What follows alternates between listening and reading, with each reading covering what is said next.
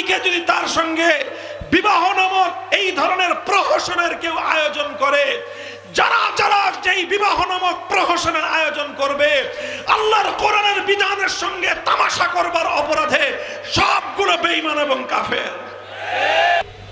মুসলমান নাম পরিচয় দিয়ে একজন মুসলিম নারীকে একজন অমুসলিম পুরুষের সঙ্গে বিবাহ বন্ধনের এই সমস্ত কার্যক্রম পরিচালনা করা, এটা শুধুমাত্র কুফরি কাজ নয়, বরং এটা ইসলামের সাথে, আল্লাহর কোরআনের সাথে, আল্লাহর দ্বীনের সঙ্গে চরম মশকরা করার নামান্তর।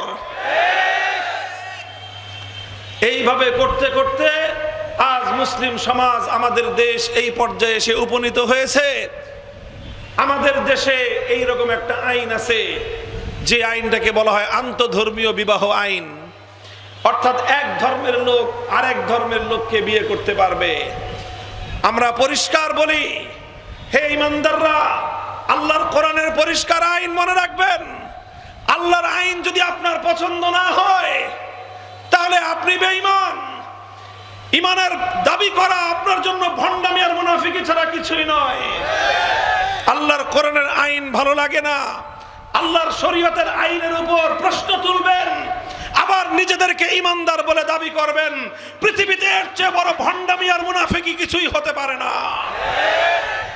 যারা ঈমান নিয়ে ভণ্ডামি করতে পারে, যারা তাদের সৃষ্টিকর্তার সঙ্গে ভণ্ডামি করতে পারে, তারা কশ্চিনকালেও কোনো মানুষের সঙ্গে আন্তরিক হতে পারে না। কোনো জাতি এবং রাষ্ট্রের জন্য তাদের দ্বারা কল্যাণের কোনো কিছু আশা করা যায় না। আজ বিষয়টা গড়াতে গড়াতে এই পর্যন্ত গড়িয়েছে, এই যে আন্তঃধর্মীয় প্রচলিত যেই রাষ্ট্রের যে বিধান আছে, আন্তঃধর্মীয় বিবাহের বৈধ আইন, এক ধর্মের ছেলে মেয়ের সাথে আরেক ধর্মের ছেলে মেয়ের বিবাহ, ইসলাম এক্ষেত্রে পরিষ্কার বলেছে, আল্লাহর কোরআন পরিষ্কার বলেছে যে কোন মুসলিম নারী কোন অমুসলিম পুরুষের জন্য হালাল নয়, বৈধ নয়, যতক্ষণ পর্যন্ত সেই অমুসলিম পুরুষ কালেমা পড়ে ঈমানদার না হবে। অমুসলিম পুরুষ ঈমান গ্রহণ করার পূর্বে কোন মুসলিম নারীকে যদি তার সঙ্গে বিবাহ নামক এই ধরনের প্রহসনের কেউ আয়োজন করে, যারা যারা যেই বিবাহ নামক প্রহসনের আয়োজন করবে, আল্লাহর কোরআনের বিধানের সঙ্গে তামাশা করবার অপরাধে সবগুলো বেঈমান এবং কাফের। আল্লাহর কোরআনের বিধানের সঙ্গে তামাশা করা, কোরআনের বিধান নিয়ে উপহাস করা, কোরআনের বিধানের সরাসরি বিরুদ্ধাচরণ করা, এটাও কুফরি এবং বেঈমানি। বন্ধুগণ, আজ এ কথা বলতে আমাদেরকে বড় দুঃখ পেতে হয়। আমাদের হৃদয় আজকে জর্জরিত।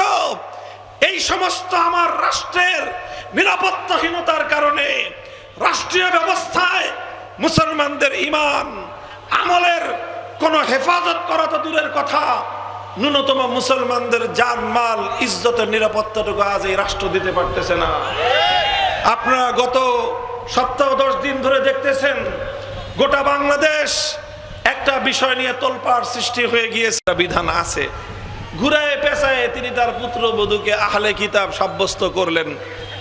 আচ্ছা ঠিক আছে, ধরে নিলাম, ওটা নিয়ে অনেক লম্বা বিতর্ক আছে, ওই আলোচনায় আমি যাচ্ছি না। কিন্তু ওনার ভাগ্নি, সেই নেতার ছোট মেয়ে, ওই মেয়ের একটা মেয়ে আছে, সে একটা বিদেশি একটা রাষ্ট্রের এমপি,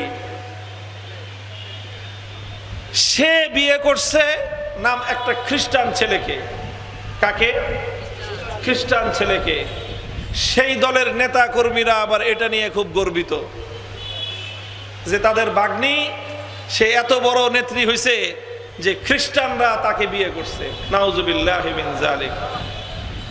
মুহতারাম হাজিরিন, নাম নিলাম না, আপনারা যার যার সাথে এই চরিত্র মিলে যায় তাদের সবাইকে এই কথা বলে দিবেন পরিষ্কার। এই যে মুসলিম নামধারী পরিচয় দিয়ে